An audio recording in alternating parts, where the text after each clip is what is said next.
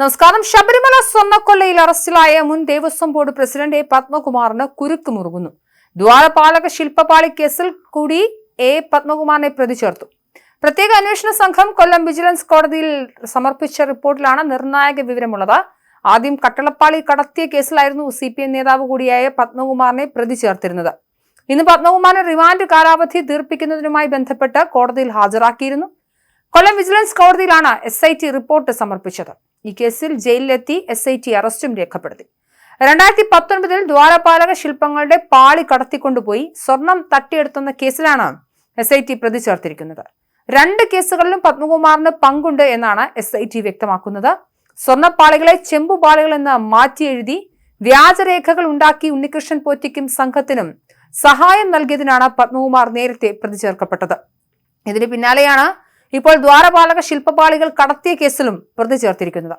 Remand കാലാവധി ഇന്ന് അവസാനിക്കാനിരിക്കെയാണ് പുതിയ കേസിൽ കൂടി പ്രതി ചേർത്തത്. പത്മകുമാറിന്റെ റിമാൻഡ് കാലാവധി കൊല്ലം വിജിലൻസ് കോടതി 14 ദിവസത്തെ കൂടി നീട്ടിയിട്ടുണ്ട്. കഴിഞ്ഞ ദിവസം പത്മകുമാറിന്റെ ജാമ്യാപേക്ഷ പരിഗണിക്കുന്നത് ഈ മാസം 8 നീട്ടിയിരുന്നു. ഉണ്ണികൃഷ്ണൻ പോറ്റിക്ക് സ്വർണം പൂശിയ കെട്ടിളപ്പാളികൾ കൈമാറിയതുൾപ്പെടെ എല്ലാ കാര്യവും കൂട്ടായെടുത്ത തീരുമാനമാണ് എന്നാണ് പത്മകുമാർ ജാമ്യ ഹർജിയിൽ പറയുന്നത്.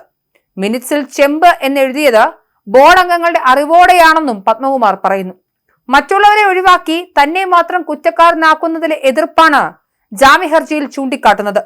വീഴ്ച പറ്റിയെങ്കിൽ എല്ലാവർക്കും ഒരേപോലെ ബാധ്യതയുണ്ടെന്നും തന്നെ മാത്രം വേട്ടയാടുന്നതിലെ അമർഷം കൂടിയാണ് പത്മകുമാർ ജാമ്യ ഹർജിയിൽ വ്യക്തമാക്കുന്നത്. എന്നാൽ ഇന്ന് പുതിയ കേസ് കൂടി എടുത്തതോടെ പത്മകുമാർ ജാമ്യ ഹർജിയിലെ വാദത്തിലെടുക്കുന്ന നിലപാട് നിർണായകമാകും. കഴിഞ്ഞ മാസം 20-നാണ് സ്വർണ്ണപ്പാളി കേസുമായി ബന്ധപ്പെട്ട് പത്മകുമാറിനെ പ്രത്യേക അന്വേഷണ സംഘം കസ്റ്റഡിയിലെടുത്തത്. കേസിൽ അറസ്റ്റിലാവുന്ന 6ാമനും 2ാമത്തെ ബോർഡ് പ്രസിഡന്റുമാണ് പത്മകുമാർ. ഉണ്ണികൃഷ്ണൻ പോറ്റി, ദേവസ്വം ബോർഡ് മുൻ അഡ്മിനിസ്ട്രേറ്റീവ് ഓഫീസർ മുരാരി ബാബു, മുൻ executive officer D. Sudheesh Kumar, മുൻ തിരുവാഭരണം കമ്മീഷണർ KS ബൈജു, മുൻ ദേവസ്വം കമ്മീഷണറും ബോർഡ് പ്രസിഡന്റുമായിരുന്ന N. വാസു എന്നിവരാണ് പത്മകുമാറിനെ കൂടാതെ അറസ്റ്റിലായവർ. ഉണ്ണികൃഷ്ണൻ പോറ്റിക്ക് പാളികൾ കൈമാറാൻ ദേവസ്വം ബോർഡിൽ ആദ്യം നിർദ്ദേശം വെച്ചത് പത്മകുമാർ ആണെന്നാണ് പ്രത്യേക അന്വേഷണ സംഘത്തിന്റെ കണ്ടെത്തൽ. പോറ്റിക്ക് അനുകൂലമായ നിർദ്ദേശങ്ങൾ പത്മകുമാർ നൽകിയെന്ന് ദേവസ്വം ബോർഡിലെ ഉദ്യോഗസ്ഥർ മൊഴി നൽകിയിട്ടുണ്ട്. ഉണ്ണികൃഷ്ണൻ പോറ്റിക്ക് ശബരിമലയിൽ സർവ്വ സ്വാതന്ത്ര്യവും നൽകിയത് പത്മകുമാർ ആണെന്നും തെളിഞ്ഞതാണ്. കേസിൽ 8ാം പ്രതിയാണ് പത്മകുമാർ. അതേസമയം സ്വർണ്ണക്കൊള്ളക്കേസിൽ മുൻ അഡ്മിനിസ്ട്രേറ്റീവ് ഓഫീസർ ശ്രീകുമാറിന്റെ മുൻകൂർ ജാമ്യാപേക്ഷ തള്ളി. ഹൈക്കോടതി സിംഗിൾ ബെഞ്ചാണ് മുൻകൂർ ജാമ്യാപേക്ഷ തള്ളിയത്. കേസിലെ 6ാം പ്രതിയാണ് S. ശ്രീകുമാർ. സ്വർണ്ണപ്പാളികൾ അറ്റകുറ്റപ്പണികൾക്കായി ഉണ്ണികൃഷ്ണൻ പോറ്റിക്ക് കൈമാറാൻ 2019 ഇറക്കിയ ഉത്തരവുമായി ഇതുമായി ബന്ധപ്പെട്ട മഹസറിൽ ശ്രീകുമാറാണ് ഒപ്പിട്ടത്. ശ്രീകുമാറിനെ ജാമ്യം നൽകുന്നത് കേസ് അന്വേഷണത്തെ ബാധിക്കുമെന്നും ചോദ്യം ചെയ്യൽ കേസ് അന്വേഷണത്തിൽ നിർണായകമാണെന്നും അന്വേഷണ സംഘം വാദിച്ചു.